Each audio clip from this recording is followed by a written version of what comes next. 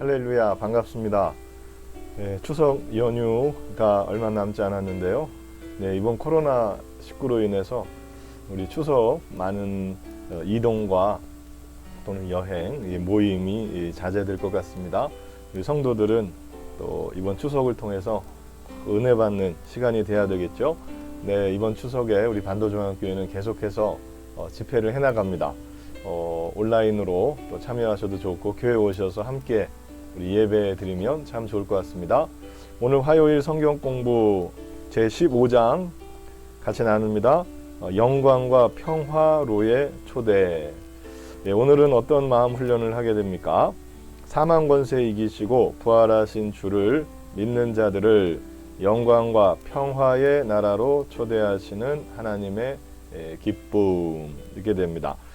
사망 권세를 이기신 오늘 예수 그리스도, 그리고 예수 그리스도께서 십자가와 부활을 통해 이루신 놀라운 일들은 우리를 영광과 평화의 나라, 하나님의 나라로 초대한 것이고 길을 열어주신 것이고, 또 그것은 누구의 기쁨이십니까? 우리 하나님 아버지의 큰 기쁨인 줄 믿습니다. 자, 말씀 볼까요? 마태복음 28장 8절 말씀인데요. 그 여자들이 무서움과 큰 기쁨으로 빨리 무덤을 떠나 제자들에게 알리려고 다름질할세. 부활하신 예수님을 목격한 마리아와 그 여자들은, 그 여인들은 제자들에게 이 소식을 알리라는 주님의 말씀을 듣고 무덤을 떠나서 제자들에게 알리기 위하여 아주 급하게 가게 되지요. 누가복음 24장 32절 말씀입니다. 그들이 서로 말하되 길에서 우리에게 말씀하시고 우리에게 성경을 풀어주실 때에 우리 속에서 마음이 뜨겁지 아니하더냐 하고, 엠마오로 예수님의 그 사망, 십자가에서 죽음 이후 괴로워하며 또 두려워하며 떠나갔던 제자들이 있었습니다. 이 제자들에게, 엠마오로 가는 그 제자들에게 예수님이 나타나셨죠. 그래서 하나님의 말씀을 하나하나 풀어서 설명해 주시니까 점점 깨닫게 되고, 그러면서 마음이 어떻게 됐다고 그랬어요? 뜨거워졌다라고 은혜 받은 거죠. 그렇게 됐습니다. 그리고 다시 돌아와서 그들은 용기 있게 주의 거룩한 제자들이 되죠. 자, 우리 읽어보면서 같이 말씀을 보도록 하겠습니다. 예수님께서는 손과 발에 못 박히신 채로 십자가 위에 달리셔서 물과 피를 아낌없이 쏟으시며 죽기까지 성자 예수님의 사명을 감당하셨습니다. 참을 수 없는 고통을 이겨내시며 끝내 아프다라는 말씀조차 하지 않으시고 홀로 십자가를 지셨습니다. 그 십자가 위에서 죽으신 예수님의 보혈의 공로로 세상 모든 사람들의 죄가 하나님 앞에 사함 받는 길이 열렸습니다. 그렇습니다. 예수님께서 참 도살장으로 끌려가는 어린 양처럼 그 재판의 과정들 속에서 한마디도 하지 않으시죠. 단지 그들에게 처형의 그 구실을 주실 수 있도록 예수님 당신이 하나님의 아들이심을 밝히셨습니다. 빌라도에게서도, 빌라도가 그랬잖아요. 네가 유대인의 왕이냐?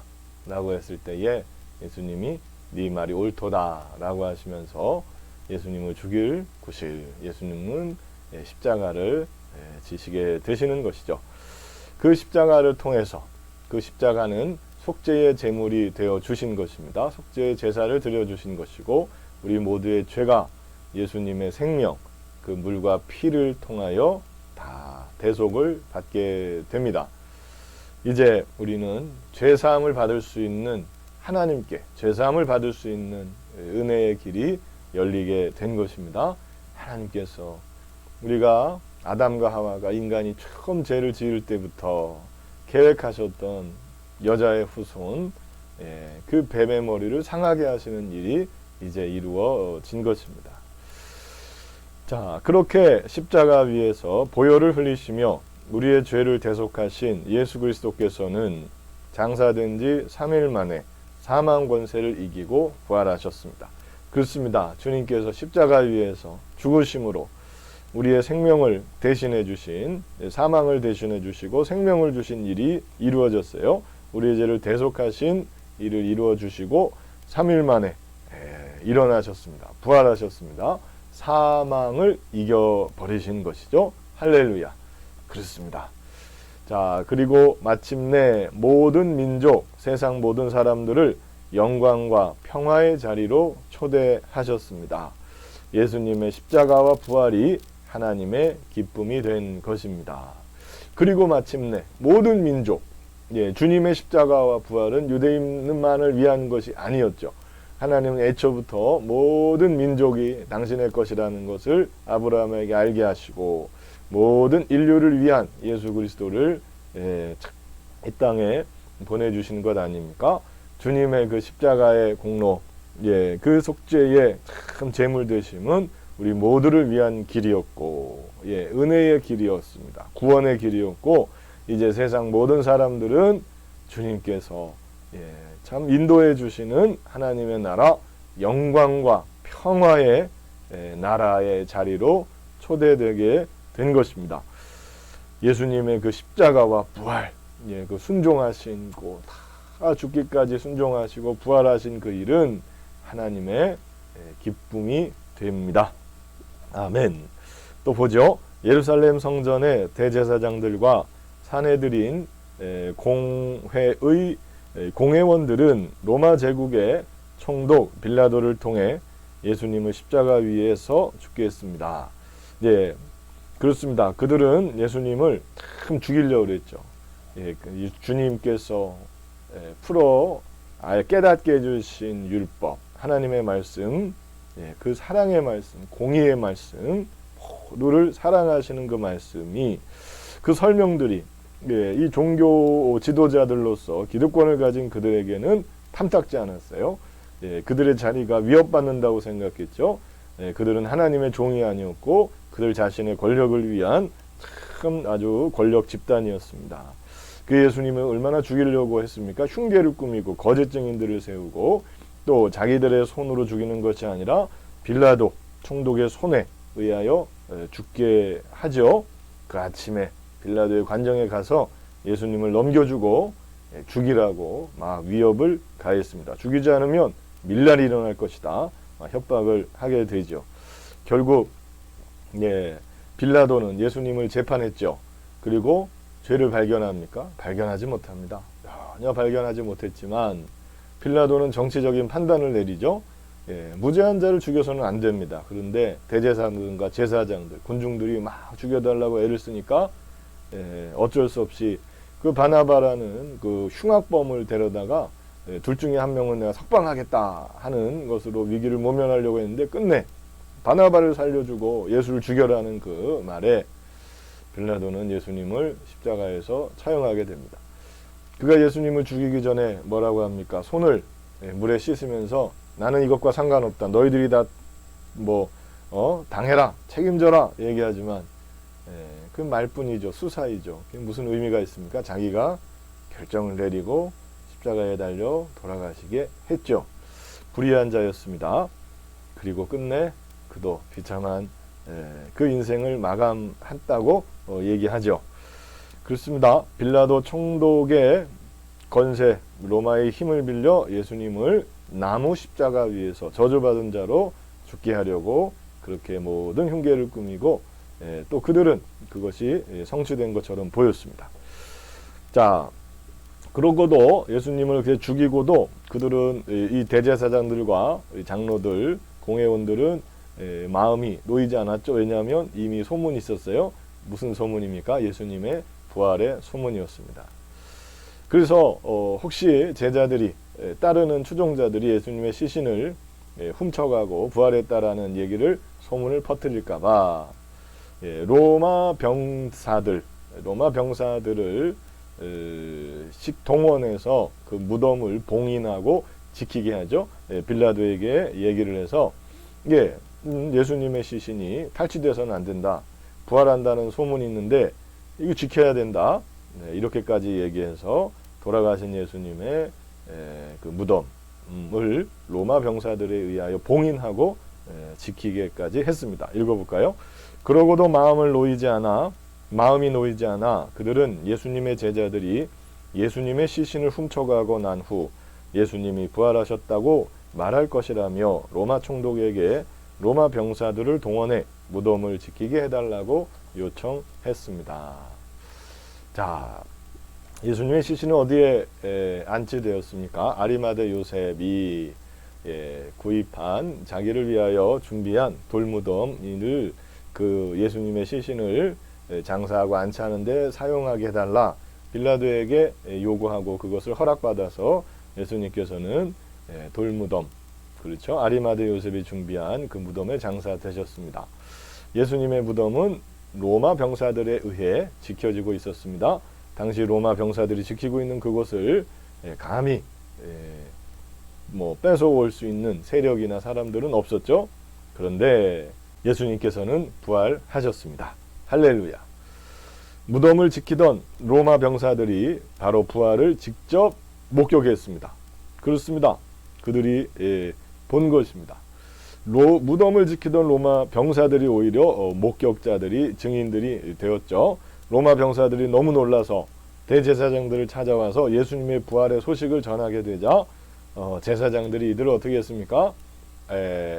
이들에게 거액의 돈을 줘서 그 사실을 알리지 말고 죽을 때까지 비밀로 하라라는 그런 명령을 내려서 그 돈으로 부활의 증언을 막아버린 일을 벌이게 되죠. 그때로부터 예루살렘 성전의 대제사장들은 로마 제국하에서 그들의 종교적 기득권을 보다 더 확실하게 지키기 위해 예수님에 대한 악의적 소문을 전보다 더 퍼뜨리기 시작했습니다. 예수님이 부활한 게 사실이란 말이에요. 그런데 그들은 그 소식이 전해지는 것을 원치 않았죠. 더 악랄하게 예수님에 대해서 악의적인 소문을 퍼뜨리며 예수님을 그들로부터 지우려는, 참, 그리고 예수님의 추종하는 세력들을 다 탄압하여 사라져버리게 하는 아주 악한 짓들을 하게 됩니다. 예수님을 누구라고 얘기했습니까? 성전 모독자요, 또 신성 모독자요, 거짓 부활의 소문을 퍼뜨리는 자들이다. 예수님을 따르는 자들. 그렇게 얘기를 듣다 보니까 바리새인들이나 때는 신실한 사람들이, 순진한 사람들은 막 넘어가는 거예요. 참 그 거짓 소문, 가짜 뉴스에 속아 넘어가는 사람들이 얼마나 많습니까? 그 가짜 뉴스에 속으면 자기들이 막 의로운, 아주 의병대라는 생각으로 막 목숨을 걸고 그 허황된 일에 자기 인생을 막 바치는 거예요. 얼마나 분별이 필요한지 모릅니다. 자, 예수님 당시에 참 속아서 앞장섰던, 앞잡이가 되었던 자가 하나 있었죠. 누구입니까? 바로 바리새인, 똑똑한 바울이 예수님에 대해서 철저하게 오해하게 되고 예수님을 믿는 성도들을 탄압하는 데에 앞장을 서게 됩니다. 그가 스데반 집사의 죽음에 아주 앞장을 섰고 그 뒤로도 계속해서 성도들을 핍박하고 감옥에 가두고 하는 일에 앞장서죠. 그렇습니다. 그런데 우리 주님께서는 바로 이 청년 바울, 사울을 만나주시죠. 다메섹으로 가는 그 길에서 예수님께서 빛으로 만나주셔서 사울이 변화가 됩니다. 예수님을 만났죠. 주여 누구이십니까? 예수님 뭐라고 하셨습니까? 네가 핍박하는 예수다 라고 말씀하셨어요. 그리고 눈이 멀었고 그 다음에 다메섹에 가서 눈이 먼 채로 한 3일을 묵상하게 되죠. 자기가 했던 일들을 뒤돌아보고 성도들을 참 죽이고 핍박했던 일 잡으러 여기까지 왔어요. 그런데 정말 그 예수님은 부활하셨고 살아계시고 하나님의 아들이셨다라는 것, 그리고 그가 알고 있었던 그 율법의 그 지식들이, 율법의 말씀들, 선지자의 말들, 시편의 말들이 이제는 이해가 되는 거죠. 바로 누구를 통해서 성취되었습니까? 예수 그리스도를 통해서 성취된 거예요. 하나님의 아들이셨고 정말 우리를 구원하실 그 길을, 메시아가 오셔서 나라를 세우실 건데 그 나라가 영적인 나라였다라는 것, 그리고 모든 민족을 위한 그 대속의 참 은혜였다라는 것, 그걸 다 알게 되는 거예요. 그러므로 이제 그가 아나니아의 기도를 통해 안수를 통해 치료를 받고 성령이 임하시고 이제는 주님을 위한 하나님의 나라를 위한 참 거룩한 사도 일꾼이 되는 것 아닙니까? 부활하신 예수님은 청년 사울에게 나타나셔서 그를 영광과 평화로 평화의 나라로 초대하셨습니다. 이제 그는 예수님의 십자가와 부활의 증인이 된 것입니다. 또한 주님은요, 이런 사울에게만 나타난 것이 아니죠. 엠마오로 가는 두 제자에게도 나타나셨습니다. 실망해서 예수님 돌아가시자 실망해서, 그리고 이 사울이 앞장서고 모든 성도들을 막 핍박하고 감옥에 가두고 죽이는 그런 상황에서 도망을 갔어요. 참 처량하죠. 주님께서 이루실 그 나라를 소망하면서 했는데 돌아가시니까 갔어요. 부활의 그 약속을 믿고 기다렸어야 되는데 그들은 이제 피했어요. 도망갔는데 예수님께서 그들과 동행해 주지 않습니까? 그러면서 구약에 있는 말씀들을 다 하나하나 풀어주셨겠죠. 그 메시아가 하시는 일, 그것이 바로 예수님을 통해서 이루어졌다라는 것을 아마 깨닫게 될 것입니다. 그들은 마음에 막 뜨거움이 있었다고 그랬어요. 깨닫게 되니까 은혜가 충만하게 되었겠죠. 다시 용기를 가지고 예수 그리스도의 증인이 되게 된 것입니다. 또 예수님께서는 이 제자들에게도 나타나셨어요. 부활의 예수님은 무서움과 두려움에 떨고 있던 제자들에게 나타나셔서 그들로 하여금 예수 그리스도의 증인들인 사도가 되게 하셨고 모든 민족에게 복음을 전하는 사명을 주셨습니다. 아멘. 예수님께서 나타나셨어요. 제자들에게 나타나셔서 이 사도들이 되게 하시고 부활의 증인이 되게 하시고 주님의 약속이 다 이루어진다라는 것을 알려주셨죠. 자, 예루살렘과 온 유대와 사마리아와 땅끝까지 예수를 전하여 세상 모든 민족을 영광과 평화의 자리로 초대해 주셨습니다.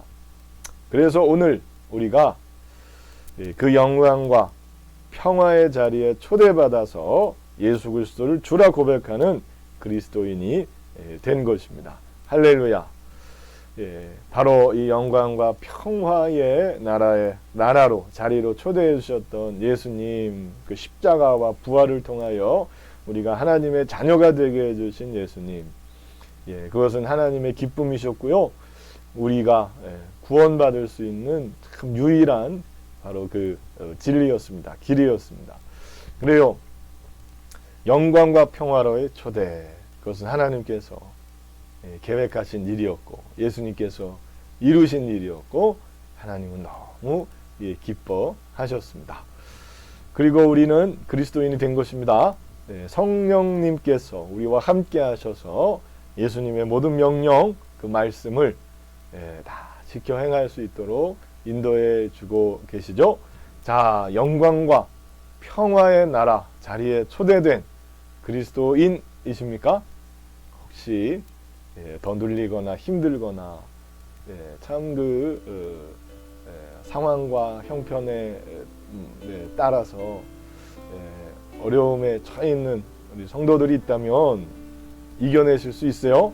우리가 영광과 평화의 나라로 초대되었다라는 그 사실, 그것이 예수 그리스도의 십자가를 바라보고 부활의 승리를, 그 기쁨을 맞이해야 되는 우리 성도들의 귀한 의무이자 아주 권리라는 것 잊지 마셨으면 좋겠습니다. 오늘도 하나님께 감사하며 예수님께서 이루신 일들, 우리가 그 영광과 평화를 누리고요.